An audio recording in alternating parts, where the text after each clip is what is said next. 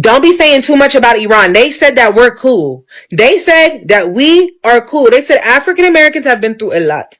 So don't say too much. Don't go over there and don't be doing too much. And you know, if you look like us and you wearing that camo, you better not be doing too much. Because they said that we cool. They said that we cool. So I just want to let y'all remember that. Like, I'm just letting y'all know, Iran said that we are safe. They're only after one person and one person only. But we are safe. Okay? All right. Hey there, welcome back to the channel. If you're new here, you're welcome. Thanks for tuning in. Sometimes when something major happens in the world, people start digging into history. And what's interesting is that many are bringing up something that happened decades ago. I mean, something that most people don't even know about. Back in 1979, during the Iran hostage crisis, Iranian students stormed the U.S. Embassy in Tehran after the United States gave asylum to Mohammad Reza Pahlavi, the former Iranian king who had been overthrown during the revolution. 66 Americans were taken hostage, but here's the part that people are talking about again today. A few weeks later, Iran's leader, Rouholani, ordered that 13 hostages be released, and most of them were Black Americans and women. Perhaps today, some black hostages and some female hostages will be released from the American embassy compound. Is that true? The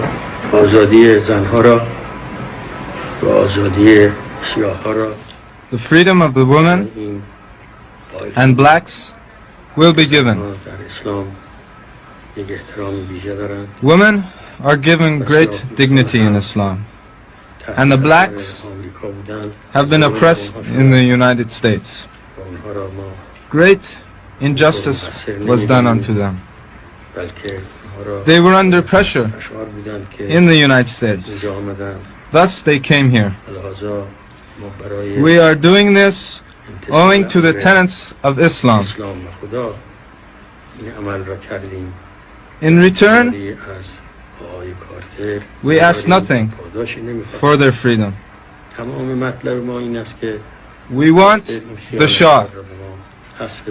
Carter must return him. The world's international law agree with this principle. I ask you, as an American and a human being, talking to an Iranian and another human being, is there no room for compromise? Or is Iran now in effect at war with the United States?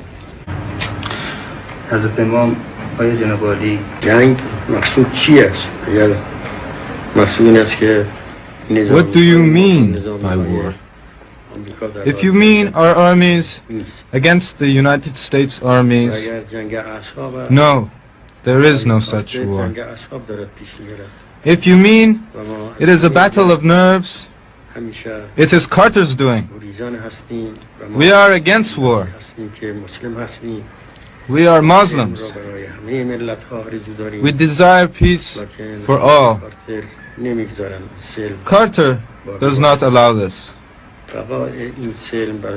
Carter should put aside his so-called humanism and return the criminal Shah so that we can conclude this matter. The Iranians have always been on the side of black Americans. Let's talk about it. I don't like bringing up race and the division that it causes, but this is a different point here. The point is that we have a habit of erasing history that is inconvenient in this country. For example, in Texas, now you see they're trying to erase slavery from textbooks. They're trying to tell kids that the slaves migrated to America and that they were happy on the plantations where they were getting free food and free shelter. But these evil people from the north came and took that away and made them go work for themselves. And when you confront these people about this complete ridiculous story they're trying to tell, they say, well, they don't want to traumatize the children. They don't want the children to hear about all this negative slavery thing and carry that burden into the future. But why not? Why not tell them the truth? Because those who do not know the truth, that do not know history, are doomed to repeat it. So in the time that I've been talking, I hope you've read what's highlighted above. Because they're going to tell you in the coming days, and people will start repeating how these people hate all Americans, and that they kidnapped these Americans in 1979 and held them for almost a year, and they wouldn't let them go, and it was terrible. That is not true. Read above. They let the black people go. Yeah, read it right there. He basically almost immediately let the black people go. Maybe it was political, maybe it was a sign to basically shake up America, but you will see there the revolutionary Iran's proclamation that they've always supported marginalized and disenfranchised people, African Americans, holding black solidarity marches, commemorating Martin Luther King on a national postage stamp.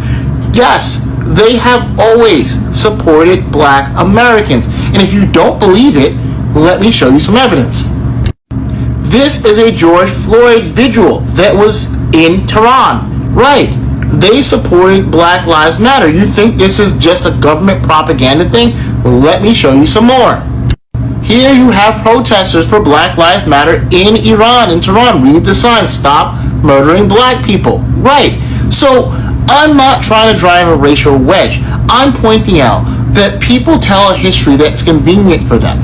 And no, it's not convenient to know that these Iranians don't hate us. However, if you were to Google what happens to black people in Israel with, forced sterilization and how they're treated, I've been there, it's not quite the same. Now, I've never been to Iran, and you can tell me if you've been to Iran that I'm completely wrong and they treat black people awfully.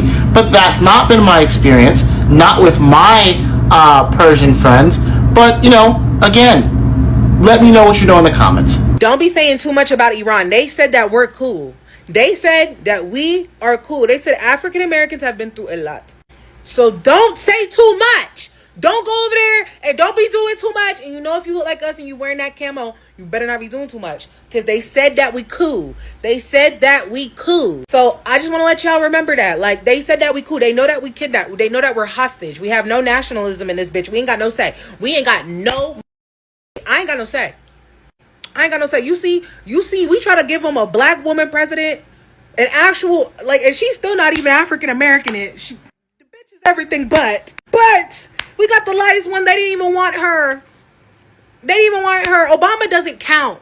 Obama's not African American. He's not black American. He doesn't count. His dad's Kenyan.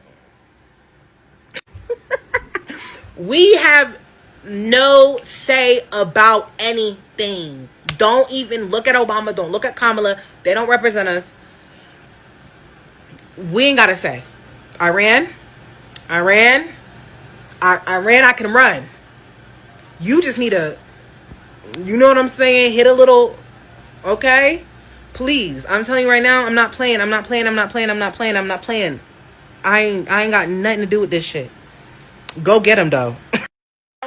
We, the citizens of the United States, want to come out and say, we ain't got nothing to do with none of this. Come on, sip a little tea with Auntie. Let's talk about it. A lot of people, when I say a lot of people are taking this for a joke, what is going on, y'all, I don't take it for a joke at one bit. We, the people of the United States, Iran, if this video reaches y'all, ain't got nothing to do with none of that.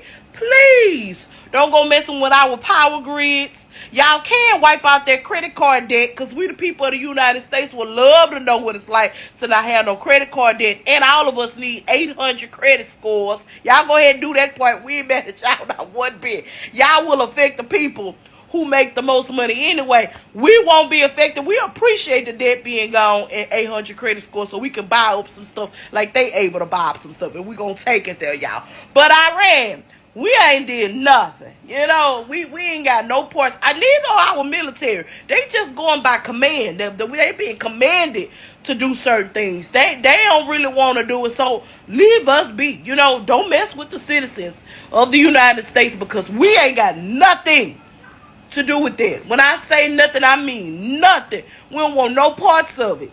We ain't for what that man is cooking up. We don't. We don't support that man. We ain't even vote for that man. We ain't put him in there. Only some of them, the ones that put them in there. You ain't got to give them no 800 credit score or wipe out their credit card debt. Don't go look it up and see who voted for them and who didn't. Help the ones, you know, they had no parts in it. That's it, that's all. Bye, y'all. I am here in the beautiful city of Detroit to visit one of the incredible small businesses. But before I go in, I want to address what we learned today. Donald Trump has dragged us into a war the American people do not want. He has put American troops in harm's way. I unequivocally oppose this war of choice, and everyone should. And the bottom line, when it comes down to it, is that if we want to stop Donald Trump with this random decision that he has arrived at, then Congress must act, and Congress must act immediately. The American people do not want our sons and daughters to go into this unauthorized war of choice, and I unequivocally oppose it. Yo, I can't really say that I'm surprised, nor do I blame them, because listen, the U.S. and It's Not Real been asking for an ass whooping for a real long time. Like, they've been ready for a beatdown. And I'm so glad that Iran is finally saying, look, bitch, enough is enough. It's like the bully that keeps picking on and picking on and picking on. And finally, you get fed up that you got to show them what's up. Like, the U.S. and It's Not Real really thought they were about that life, and they were doing all this and that, right? And Iran came through, big Iran came through and said, okay, let's play. Y'all want to play? Let's play. And started for real laying hands. And I'm so proud. I'm so proud. Like, as their Black American cousins, I am so proud to see them finally standing up for themselves, as they should, because they got a right to defend themselves. Yeah, as they should. This has been a long time coming. And it's crazy that within, like, as soon as Iran starts fighting back, right? As soon as they start fighting back, Trump want to be like, oh, you want to see fire? No. Y'all gonna take this ass whooping is what they said. Yeah, Iran. Okay. So, dear Iran, I know there may be a little bit of confusion, just a little bit of confusion about what's going on and who exactly to hold responsible for said actions, right? As a concerned citizen of the United States, and I feel like I speak strongly for a lot of people here, we ain't got to do with this. This is a leadership to leadership beef. Please stay in those lines. Because at this point, you surprised, we surprised. You don't know what's going on, we don't know what's going on. We just waking up and we seeing day to day, day from day, and we've been existing like this for a good while now. So I understand that you just, these certain things don't have a name on it. These rockets or whatever don't have names on them, missiles or whatever. But can we put a name on it? Like particular names on it so that you don't mess around and, touch the wrong people? I'm just saying, we don't want the smoke. We are in our season of healing. I don't know what leadership is doing. They on a whole different platform than us. So, I'm just making a suggestion. And if you know anything about the Epstein files, go and drop that shit too, because we want them motherfuckers held accountable too. Yours truly, a concerned citizen. I do not want war with Iran. I don't care what a foreign government says. I don't care what paid influencers say. I do not care what the mainstream media wants. I do not care what the DC warmongering industrial complex wants. I do not want war with Iran. First of all, I have heard all of this before. I am an Iraq War veteran. I heard the exact same things being said when I was a 20-year-old kid being sent to Iraq. We were told that it would be over in a couple of weeks. We were told that this was necessary. 10 years, thousands of American soldiers' deaths later, and over 100,000 Iraqi deaths later, we all found out that the war in Iraq was a total scam, and I see this exact same thing happening here in this country. And I am saying I do not support this. I do not want it. You can say what you want about me. A lot of people are saying lots of things about me that are not true. I do not care. I will die on this hill. War with Iran is a catastrophic idea. You are being sold a lie. You are being sold the idea that this will be over in a couple of weeks. You are sold the idea that there will be no American troops on the ground. You are being sold an absolute lie so that warmongering evil people can get wealthier and quench their bloodthirst. So let me be clear how Rob Smith stands on Iran. No war with Iran, period. Hey, Iran. How you guys doing? I know you guys are upset right now with what's happening in your country. And I would be upset too. But I just want to clarify a few things. We had nothing to do with it. And I speak for all black people. We had nothing to do with this. And I'm going to include anyone who did not vote for this guy. We had nothing to do with what's happening in your country. So when you guys decide to whatever you want to do, just remember, we had nothing to do with this. Thank you. Now, where are those people that said if Kamala was elected and if she was our president, she would put us in a war that we don't want to be a part of? Where are those people? The U.S. and Israel have struck Iran yesterday. The president who said he is for peace, the guy that campaigned on he will not start any new wars. He's against new wars. When I tell you the hypocrisy of this administration, it is absolutely insane. The American people do not want to be in a war. Why are we in a war? The president of peace, the man that campaigned on we will not be in any new wars. What happened? Again, Kamala was right. So you mean to tell me I done woke up and apparently we at war with Iran? I'm so tired of it, y'all. I'm so tired of it.